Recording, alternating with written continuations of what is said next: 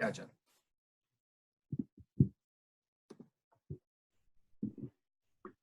All right, it's 8:30. If other people end up coming in, we'll let them come in. But my name's Dane Lee. I'm part of the communications committee here at NAIGC, and I'm happy to welcome everyone to the 2020 Women's, Men's, and TNT rule presentation. Just a rundown of what the agenda is going to be. We're going to start with the women's rules led by Sydney, and that's going to run for about 20 minutes. At the end of it, we'll have a 5-minute Q&A, and that's going to be our setup for women's and TNT, and then men's at the end. Next slide, please.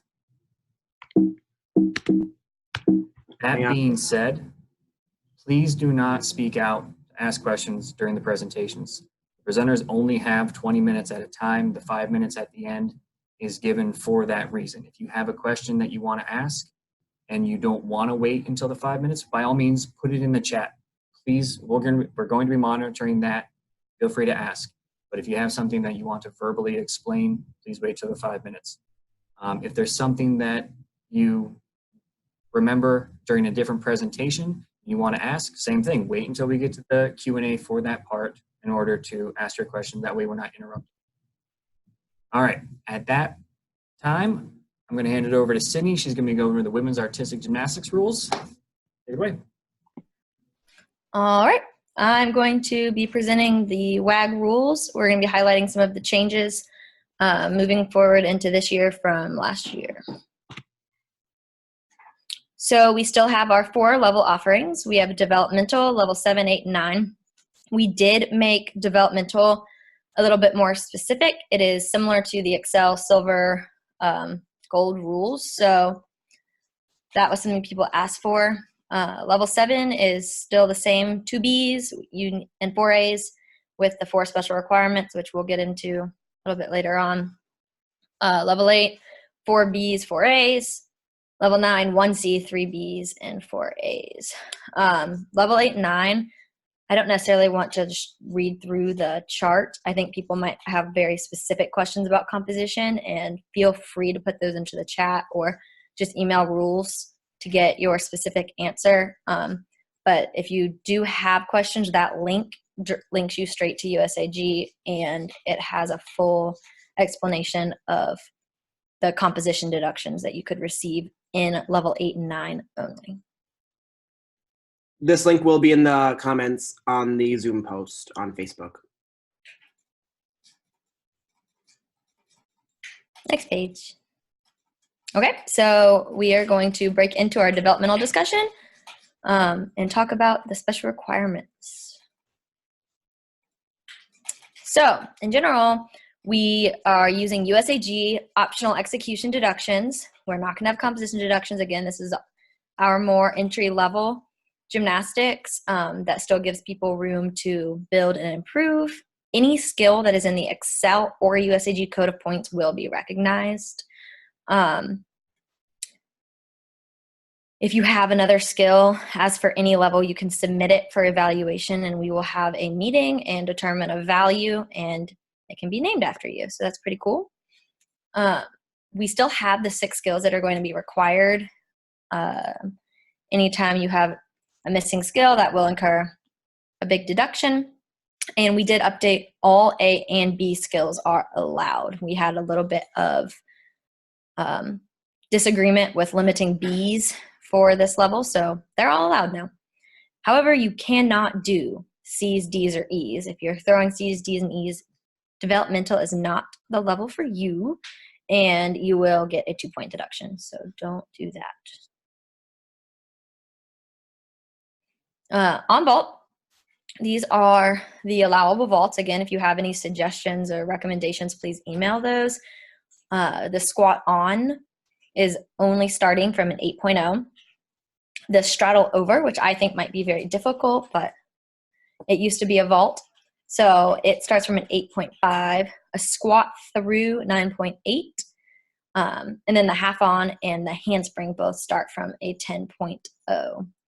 Those are the goal that you are working towards, because again, in level 7, those are the vaults that are expected of you, along with the possible Yurchenko. Bars, you have to have 6 skills, and now the special requirements include your mount, a circling skill, a cast to 45 degrees below horizontal, and a dismount. So if you're missing one of those, you are missing one of your special requirements. Beam, special requirements, half turn, leap, or jump with 90-degree split. So this could be a regular leap. It could be a split jump. No switch leap on beam because that is a C. I think that's one of the very common errors that you might see in developmental. An acro skill and a dismount. So an acro skill will include rolls. It will include handstands, cartwheels, back walkovers, even back handsprings, because that's only a B, and any form of dismount, side handstand dismount, front tuck, back tuck, round off beam. Any of those will work. And there is a minimum time of 30 seconds and a maximum time of 1:15. It's only a 10th deduction if you are off on that time. Special requirements on floor is going to be a full turn, a leap pass with 2 leaps or jumps, one of which must, I don't know, have a 90-degree split, direct or indirect connection, so you can have chassés between it or assemblées, and it will still get the special requirement. You must have 1 tumbling pass that has at least 2 skills in it, and a second different tumbling pass with at least 2 skills or 1 flight. So again, that mirrors Excel a little bit more. And there's a 30-second to a 1:15 limit. And this is another thing that many gymnasts might not notice. You cannot go over 1 minute and 15 seconds. Some of the higher level optional routines can go up to 1 minute, 30 seconds, I believe. So make sure your music is the right time. All right, I didn't put too much in with level 7-8. Again, it follows the USAG rules. For level 8, we use USAG code, difficulty restrictions. All A and B skills are allowed. You can do all C level dance on floor and on beam, no problem. And then you get your allowable C element on bars. It's a cast handstand, half pirouette, clear hip, back starter, pike sole circle, toe onto handstand or half pirouette. It's basically anything that has the base value of a B that upgrades to a C. Those are all okay. And then you get 1 illegal C. So a double back or a toe to high bar, you can do 1 of those. Those are the most common you see. Also, I guess you might see releases as well that could be C. Oh, wait, we go back real quick. I think I said it, but maybe not. Oh yeah, it's 5/10 if you do an unallowable element. Don't do that. Okay. Level 7, not too much. We put the time restriction in there. It's 1 minute and 20 seconds. At a meet, you should have a extra person there saying, warning, you got 10 seconds left. And vault. This is our big new change for the year. People did not like vaulting up to mats, so we are not vaulting up to mats anymore. The landing will be judged. It'll be just like developmental 8 and 9. You can vault to a normal mat, stick it, since that was the fun, and you can still only do your front handspring half on Yurchenko. So those are still the 3 vault options, but we will now be judging the landing. So we're back aiming for the stick. Okay, level 9 follows USAG, but we do, since that is our top level, we allow level 10 bonus in favor of the gymnast, which if you read the rules, there are many instances in which level 10 bonus helps more than level 9 bonus. So we allow both. So whichever is going to benefit the gymnast more is the one the judges should abide by.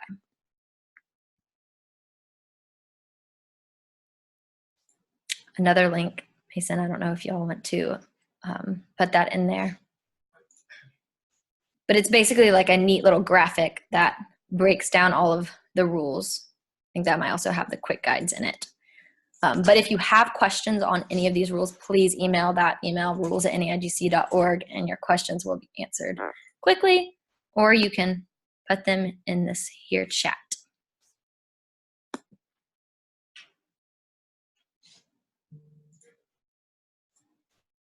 Any questions?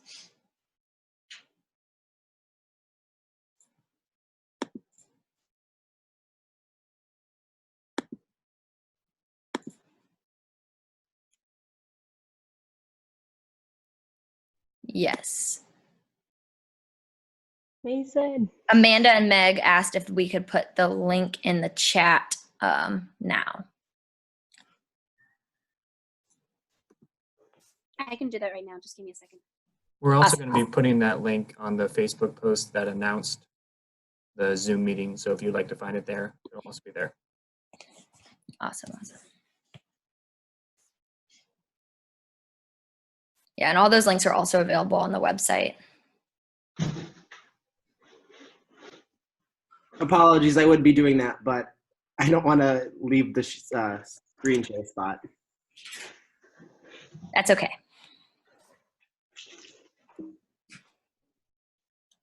I keep trying to arrow back on it as if I can control it, but I can't.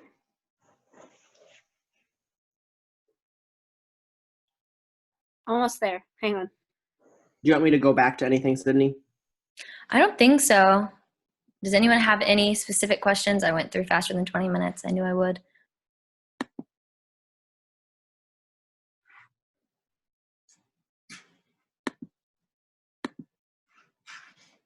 Any WAG rules they are curious about? Or team construction? For level 7 vault, they are times. What does that mean? Could you clarify? Timers. Timers. Yes, sorry. It's no flipping. So it'll be a soup timer, a Yurchenko timer, or just the front handspring, which I guess is a timer for a front. But it will be now to a landing mat instead of the mat stack.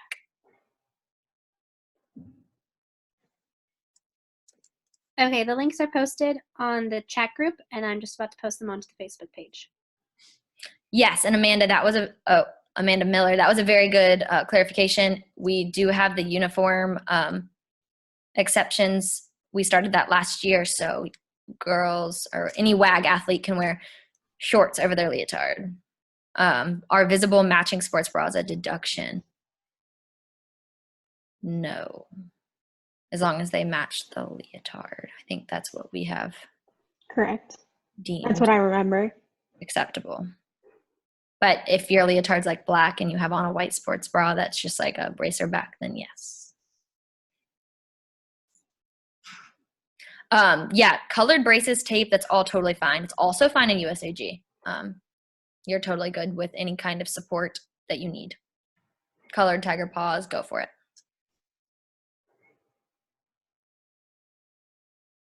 I think that was an old coach's tale. They wanted everyone to be uniform and they started saying that.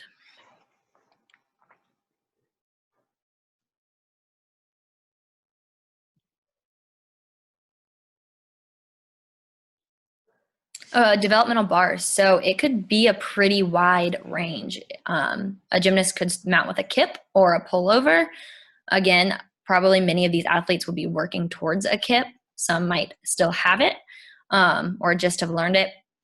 But as long as you've got the 6 skills, most of the 360 skills, I would imagine to be a back hip circle. You might see some clear hips because, again, you can do B skills, some clear up to horizontals. So it could range from pullover, cast, back hip circle, squat on, jump to high bar, tap swing, dismount. That's 6 skills if your cast is going to have to count. To kip, cast, clear hip, squat on, kip, cast, flyaway. And as long as those casts are hitting above horizontal, they will be receiving credit. Okay, example of your development bars: kip, front hip, back hip, squat on, long hang kip, cast, flyaway. Yeah.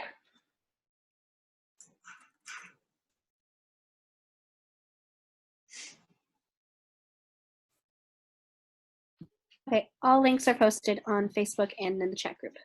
Thank you. Yes, Meg, casts should count as long as they reach, I think, horizontal. they will be credited? It's 45 below horizontal. Oh, okay. 45 below horizontal. So yes, So essentially, as long as your hips reasonably leave the bar for the most your part. CAS is getting an A credit, yeah. Which is all you need. So thank you, Amanda. No problem. No, there's no deduction for the team if not everybody matches. Your team could all go out in a different color leotard and it would be A-okay. It also does not have to be long sleeve. That's the norm that you see, but it could be a short sleeve leotard.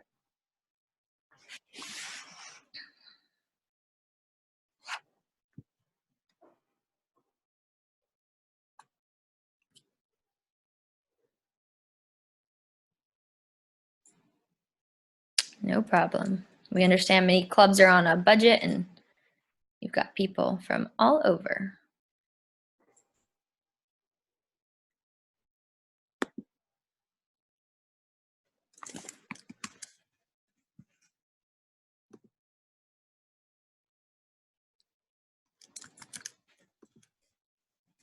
All right, any other questions at this time?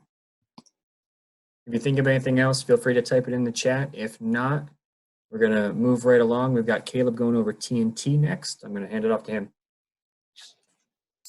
Thanks, Dane. Good job, Sydney. Thank you, guys. My name's Caleb. I'm the Trampoline and Tumbling Rules spokesperson here at the NAIGC.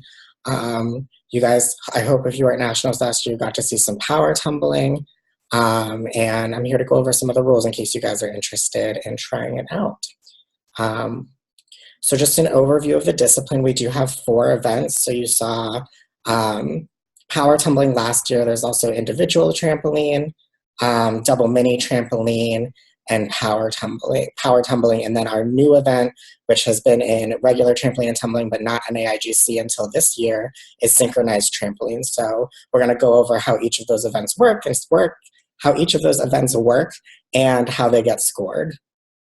We still only have the 2 levels, new flyers and high flyers, and across all of the different events, it basically gets cut off at twisting and layout. So you can do back tucks, back pikes, front tucks, and front pikes at the lower level. But then if you want to do layouts or twisting skills, you need to be moving up to the upper level. And that worked out pretty well last year, so we're keeping it that way for now. Nationals 2020 is still to TBD, but definitely look for an announcement in the upcoming weeks to see what we'll be offering there. We're very excited. Cool, we can go to the next slide. All right, so there's been a few rules changes. So for those of you who were familiar with the rules, we did remove the skill approval process. So for the high flyers in past years, we've asked that people send us videos of their skills prior to competing them, just to ensure safety. We've since removed that rule. It was more of like kind of an introduction thing to make sure that our athletes were competing safely. You guys have been so great. So the judges still reserve the right, just like in the other disciplines, to ask an athlete not to compete a skill or disqualify them if they feel they're practicing unsafely in their touches or warm-up. But otherwise, there's no other approval necessary. We also did clarify how judging panels work. So typically for the individual events, there's a 4-judge panel, and for synchronized trampoline, it's a 5 to 6 judge panel. In order to make it easier for our clubs to host meets, we wanted to reduce the number of judges per panel. So you only need 2 to have a sanctioned competition for individual events and 3 for synchronized trampoline. And those are detailed in the rules, which will be posted early next week. But in order to keep things simple, I'm going to go over how like a full panel would work during this presentation. And then if you're looking for how it would work with a modified panel with less judges, you can go through the rules and it's pretty clearly laid out. The last thing we added is competition cards. So these are just kind of like glorified scorecards, except you write down your routine ahead of time on the card. This is because the TNT events tend to happen really, really quick. And since all of our routines are optional, you can do whatever skills you want as long as they're within your level. it's sometimes hard for judges to write down all the DD, and this is typical of a TNT competition. So you just write down the skills you intend to do so that it's easier for them to judge. If you do go off of what you had originally intended, so if you do like a back tuck instead of a back pike, they'll still, give you credit for that without deduction. It just makes it a little easier for them. But obviously your difficulty would change based on whatever skills you actually compete. Great. So for the individual events, that's trampoline, double mini, and power tumbling, with a full panel, there's 3 execution scores and 1 difficulty score per routine. The execution judges can deduct up to half a point per skill based on execution and technique. So if you are doing a 10-skill routine and you get no additional deductions, the lowest score you could get is a 7.5, assuming you complete all your skills, because they can only take, a 5.0 in a 10-skill routine, because you can only take 5/10 per skill. So when you have 3 execution scores, it's required that they're within range. So the judges will change their scores to make sure that they're within 3/10 of the median for trampoline and power tumbling and 2/10 of the median score for double mini. So this just makes sure that you're not being severely judged, very poorly or very highly by any individual judge, and kind of make sure that everybody is within a reasonable range. And then the last important thing is that the superior or difficulty judge can take additional deductions based on falls, misuse of practice time, instability, and deviations from the rules. So these are additional deductions that are taken from the execution score. And I know this all sounds very complicated. I've got some pictures coming up, and we'll kind of go through this a little bit more clearer, but I wanted to get it all out first. And then your final score is the execution plus your difficulty score. So in trampoline, you only have 1 routine. So it's the 3 execution scores plus the 1 difficulty score. And then for double mini and power tumbling, you have 2 passes each. So those are just double what this single one is. So 6 execution scores and 2 difficulty scores, 3 for each routine, and 1's the difficulty per routine. So kind of to clarify, we can go on to the next slide. So the top level of judges, the blue ones are your execution judges, and the yellow one is your superior or difficulty judge. And you can see that the execution scores are 7.8, 8.3, and 8.4. So since they're out of range, Judge A is too low. They're outside of 3/10 of the median score, which is Judge B. The superior judge is going to ask them to come up. So then they'll revise their score to an 8.0. So that they're within the range of the other scores. Then the superior judge noticed that there were additional deductions to be taken. Somebody took a step after their routine. They didn't come to a full stop with the stick. And 1 step is equal to 1/10 deduction. So each execution judge is going to take that from their routine. And then the superior judge also gave a 5/10 difficulty score. So the final score is the 3 execution scores plus the difficulty score after all those changes for a 24/9 in this case. So I hope that kind of clarifies what I was talking about on the last page. We can go on to the next one. So this is just summarizing what would happen in an event where there's 2 passes, so double mini and power tumbling. And all that you do is you just add the 2 final scores together from the first pass and the second pass for your final score. Great. So a couple more things about scoring that we'll actually go into more detail when we go over the individual events. So a routine may be interrupted or terminated for a number of reasons. That may be that an athlete does not perform a skill, so they just do a straight jump. If they fall or they complete less skills than are required.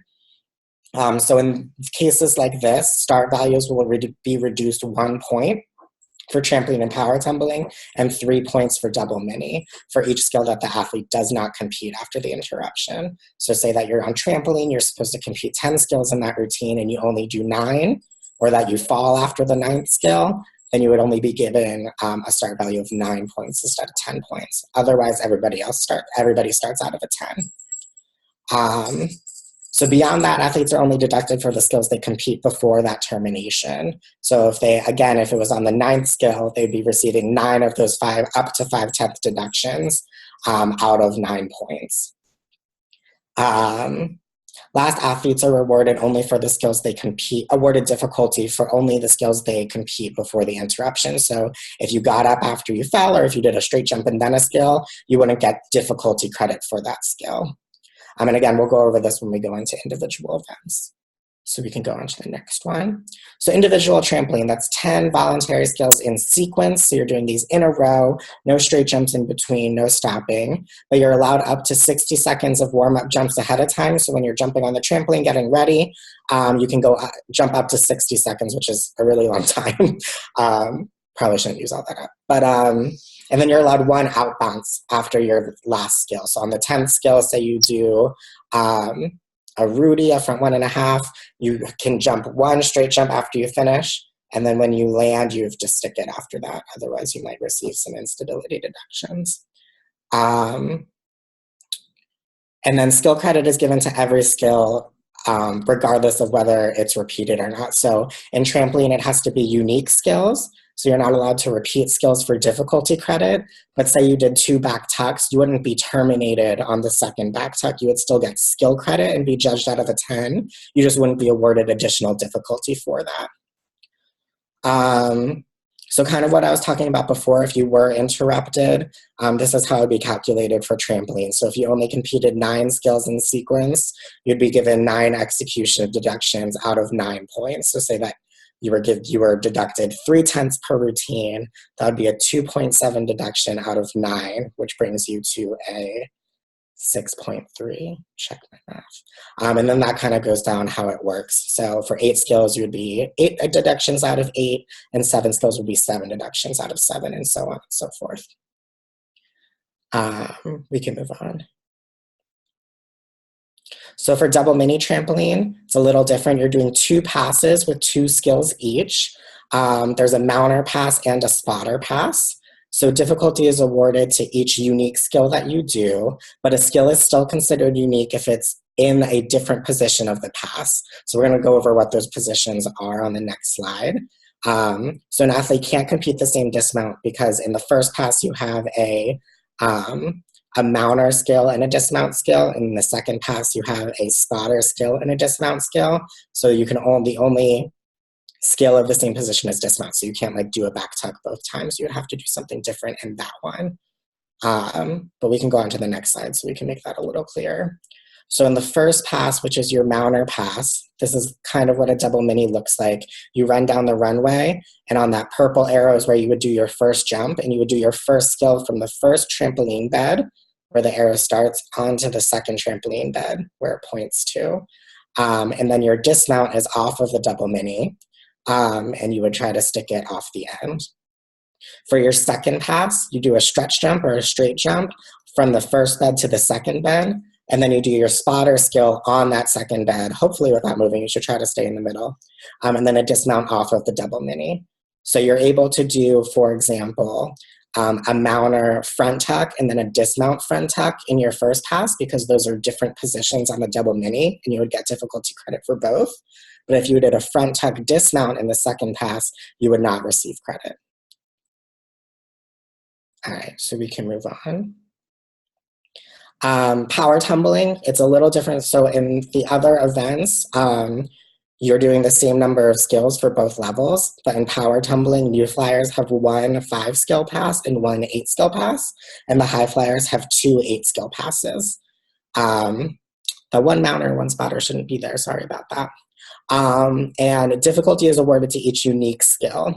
So, but beyond this, there are exceptions. So round-offs, handsprings, and whips, whether they're forwards or backwards, can be repeated for difficulty credit. So you could do a whole pass of back handsprings and still get credit for each of those.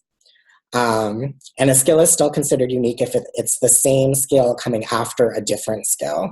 So if you were to do a back handspring back tuck in the first pass and a round-off back tuck in the second pass, you would still get credit for the back tuck in both passes. But if you were to do back handspring, back tuck in both passes, you would not get credit for the back tuck because you already did it after a back handspring. Great, we can move on. So execution scores start out of a 10 unless interrupted, and this is going over that interruption rule that I was talking about earlier. So for a 5 skill pass, you're deducted 1 point for each skill you don't compete. So 4 skills competed, you would be deducted 4 execution deductions out of 9. If you competed only 3 skills, you would have 3 execution deductions out of 8 skills. For an 8 skill pass, if you only did 7 skills, it would be 7 deductions out of 9. So if it was 6 skills, it would be 6 deductions out of 8, and so on and so forth. Great. So we can move on to our new event, which is synchronized trampoline. Hope you guys are really excited about this. There was a lot of requests for it, so we hope people are excited about it. So in synchronized trampoline, there's 2 adjacent trampolines next to each other, and 2 athletes do the same routine simultaneously. And again, it's the 10 skills, just like individual trampoline. We are opting that partners may be of any gender and from any team. So if you have a friend across the country and you're going to the same meet, you are welcome to compete synchronized trampoline together. And you can, just like individual trampoline, you get 60 seconds of jumps to start, and you're permitted 1 outbounds followed by a complete stop. And difficulty is awarded to each unique skill, just like on trampoline. So it's the same rules as trampoline, except you are doing it with a partner at the same time. You are allowed to talk to your partner as well. So if you have like a key to say that you're going on the next skill and you want to say next or something in your jump, you're welcome to do that without deduction. The score calculation is a little different. So typically it's a 5-judge panel. Again, you're allowed to have less if you want, which is detailed in the rules, but for simplicity reasons, we're going to talk about it as if there were 5 judges on the panel. So you would take the 2 median execution scores. There's 4 people who are going to be throwing execution scores. You take the median 2 plus the synchronicity score and the difficulty score. So on the next slide, I have this a little bit more clearly laid out. We can go to the next slide. Awesome. So if this was your panel, and the first 2 execution judges are judging the athlete on trampoline 1, and then the green guys, the second 2 execution judges, are judging the athlete on trampoline 2. And then you have your superior difficulty judge who's throwing the difficulty score and your synchronicity score. So your synchronicity score is essentially they're just watching how far apart you guys are. So if you're bouncing at exactly the same time, you're getting no deductions. But if you're a little bit off, you might get a 10th.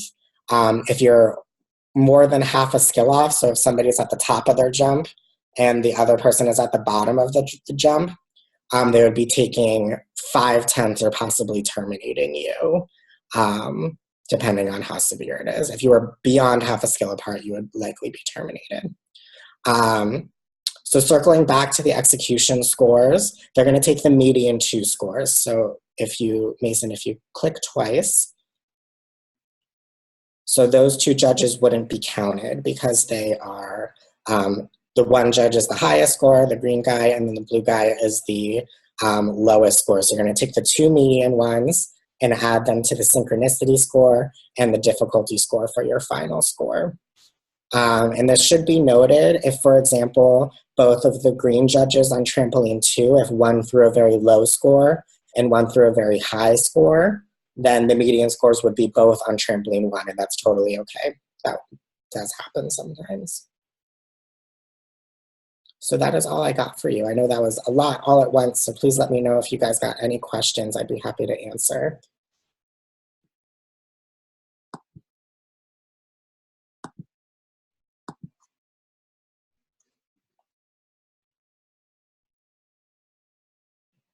Anything at all? I don't think we went over the double mini interruptions, but that's the only one that's a little bit different. So since it's only 2 skills, you're deducted 3 points for a termination. So if you only did 1 of your 2 skills, you'd be scored out of a 7 instead of a 10. And then if you did no skills, you would get a 0. That's all. Oh, my dog is in the bug. Any questions, you guys? Awesome. So we got a little bit of time before, oh, we might be ready to move on to men's rules, it looks like. Oh no, it's up to Dane. But yeah, if you guys have any questions at all, I'll stay on till the end. So make sure that you post your questions in the chat. I'd be happy to answer, or you can always reach out to rules@naigc.org. Thanks, guys, so much. All right, let's go ahead and move on. We have Julia and Nate Sharp. They're going to be going over the men's rules. I'll let them take it away.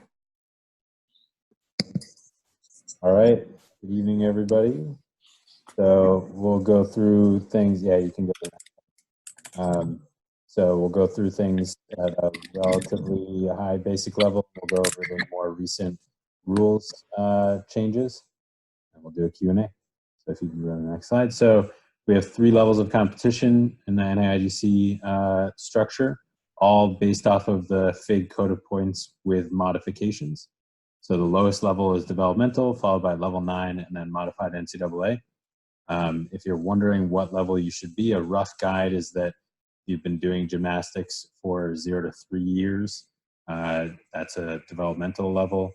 3 to 6 years, level 9, 6+ years, modified NCAA. And there are obviously exceptions, but if you have no idea where you're at, that's a good starting spot.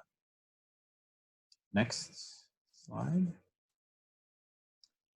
So a quick overview of everything, and this chart is available on the website at naigc.org/men's rules. So for every level, there's a number of counting skills, a minimum skills in order to not get a short routine deduction, a max number of element groups that you get credit for, a dismount requirement, stick bonus for various events, other bonuses. Some of the levels have a start value cap, some of them have special requirements, and some of them allow non-FIG A's. So for developmental, you can have up to 6 skills counting and a minimum of 6 skills. So that's exactly 6 skills count for developmental. For each skill less than 6, you'll get -1 from your E-score. So if you have 4 skills, you'll start from an 8.0 instead of a 10.0 on your E-score. Element groups, hopefully everybody's familiar with those. So that's for every apparatus. There are 4 element groups except for vault.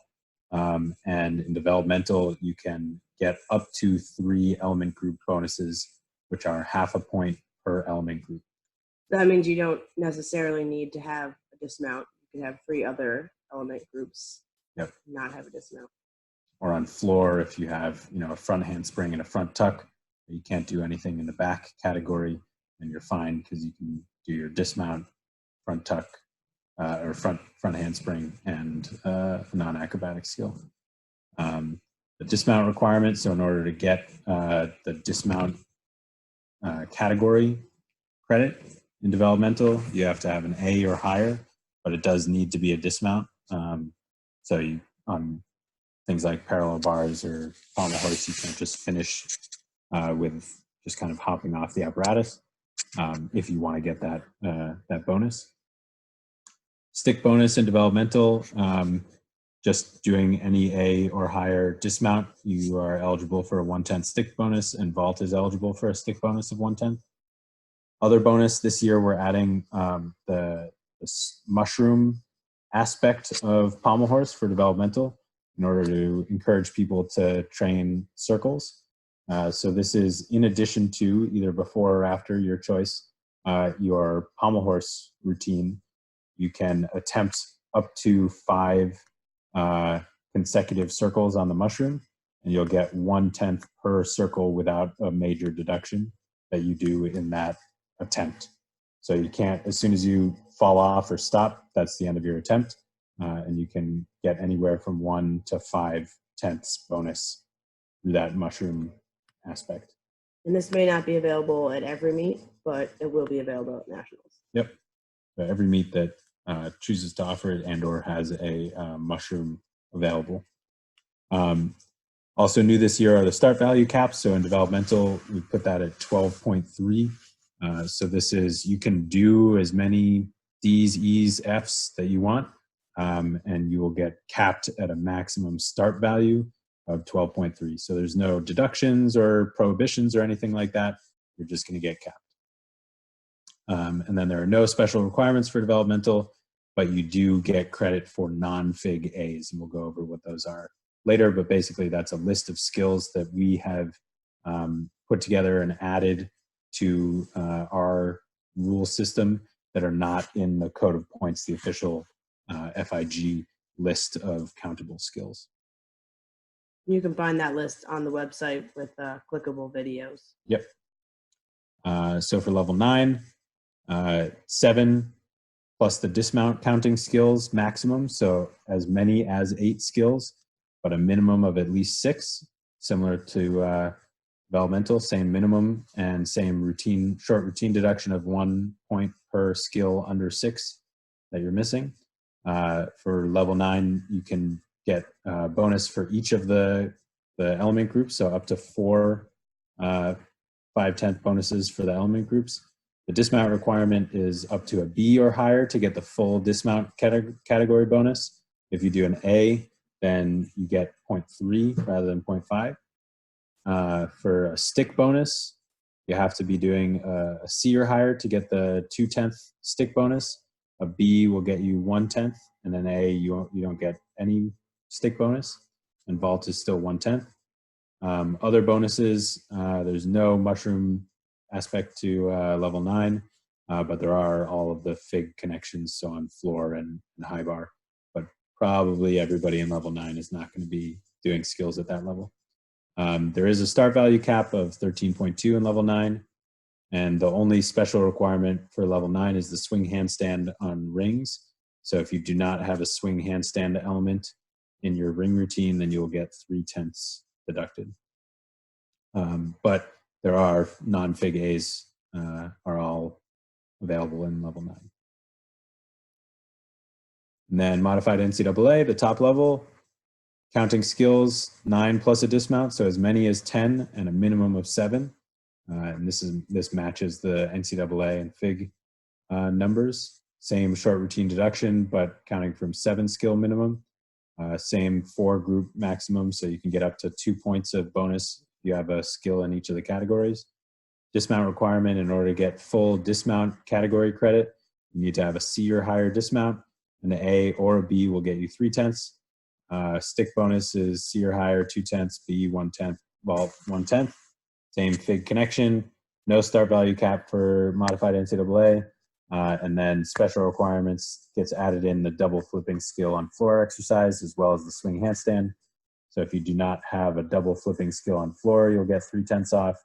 Same with the swing handstand.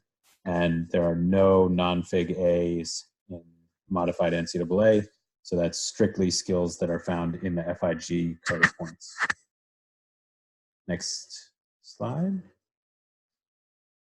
So on the website and on our YouTube channel, you can find videos and a list of all of the acceptable non-Code of Point skills. This year we've added a few more based on feedback and internal discussions to kind of open up to encourage entering newbies to the sport to be able to put together a full routine. So the new things that we've added are on floor and L-sit. So this is with just your hands touching the floor. You got to get your legs and your butt up off the floor. 2-second hold. A straight arm backward roll to prone. So this is kind of like a back extension roll, but instead of going to handstand, you finish in a push-up position, and you do that with straight arms the whole time. And a press to headstand with a 2-second hold, either piked or straddled on the press. On pommel horse, this was just a submitted skill that was competed recently by Jeremy Rendon, a reverse Stockley with a 3/4 turn from one pommel to the middle. And that gets category bonus. And so a reminder, if you have a new or original skill that you want to submit and you think should be in our list of exceptions, take a video, send it in to us, and the rules committee will confer and assign a value if we think it's worth getting any value. And if it is a B or higher, and you then compete it without any major deductions in a competition, then you'll get it named after you by us for whatever that's worth to you. Vault, no exceptions. Parallel bars, we added in a straddle L, 2-second hold. This is in the same box as an L-sit, so if you do a regular L-sit and a straddle L in the same routine, you'll only get credit for one. But if for some reason you want to do the straddle L or it fits better in your routine, then you can do that. And then B value, we added the VSIT 2-second hold, and this will get you category credit. Most of the A's are not going to get an element group credit, but the harder ones, such as the B's and higher, will all get category bonus. And then C value, a mana. So this is kind of past the VSIT with your legs horizontal above you, hold for 2 seconds, is a C. On still rings, we added a German hang. So this is just kind of the end of a skin the cat, where you've pulled through and you're hanging down with your legs straight up and down vertical. Hold that for 2 seconds. And you don't need to pull back out of it. If you Yeah. were to do that at the end of your routine, you could jump down. You wouldn't have a dismount, but you wouldn't have a reduction on that skill. Yep. And then high bar, we added the specification that any stalder or endo skill may be done as a toe-on skill for 1 value less.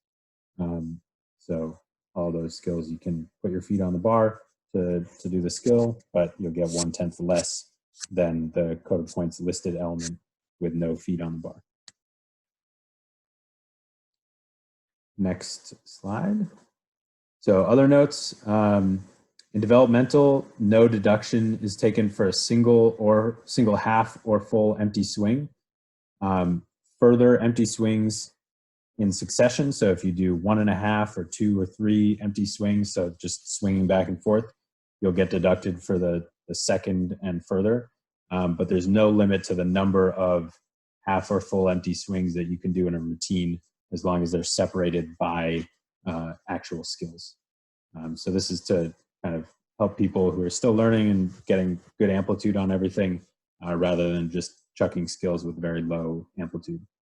And then new this year, just the details on the mushroom aspect that I talked about earlier. I won't go into the more detail there.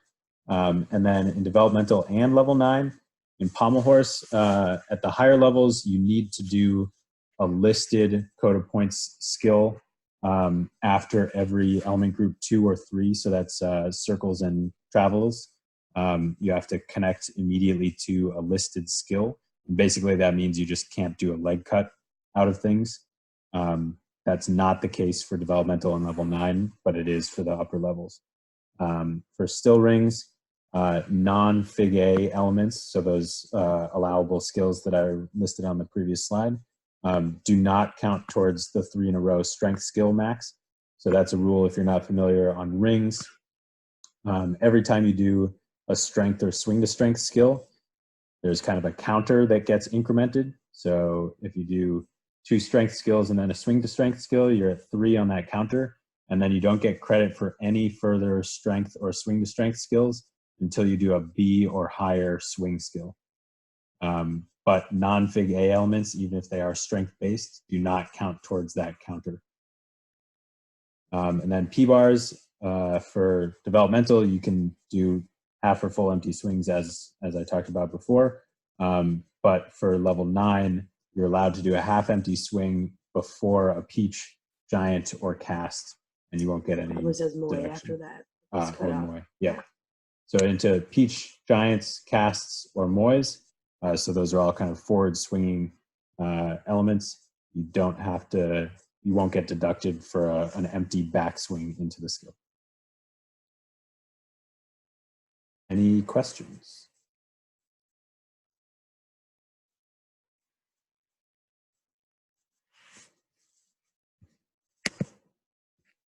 Crickets. All right. So we have videos of all of the. There's a question Yep. from Carlos. Hey, Carlos. Maybe a question, maybe just a hey. So while Carlos is typing, do in-bar toe-ons count for element group? Yes. We can add that explicitly in there.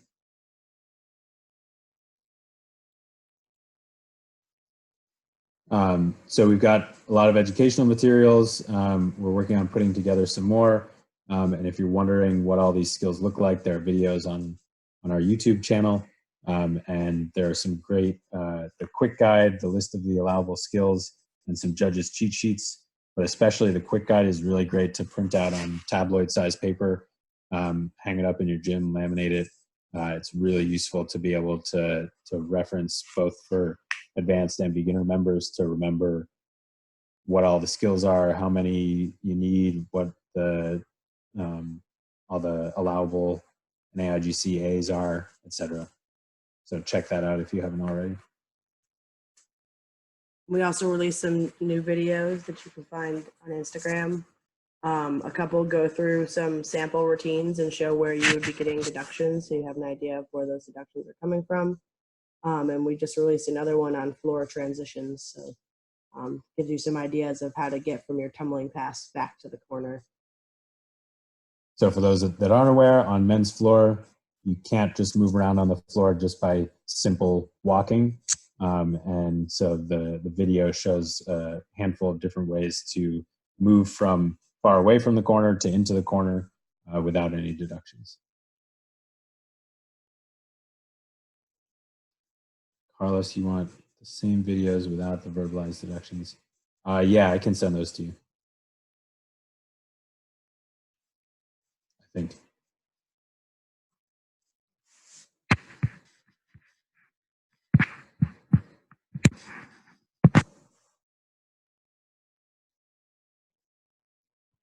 You're very welcome, Carlos.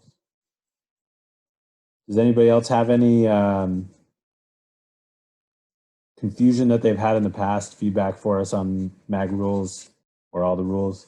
Any materials that you'd like to see or things that would help you perform better in your gymnastics?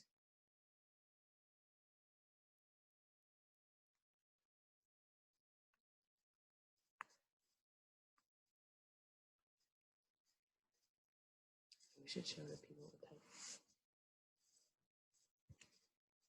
All right. Looks like all the rules committees are doing a great job. All right, thank you, everyone. This is going to be recorded and is available for people to be able to see if they want to come back and see this at another time. If you do have questions, like they said, feel free to email those in. We'll get those answered for you. Other than that, thank you, everyone, for joining. We're going to call that a night. Thanks, Dane. Absolutely. Thank you, guys. Did a great job. Thanks, everyone.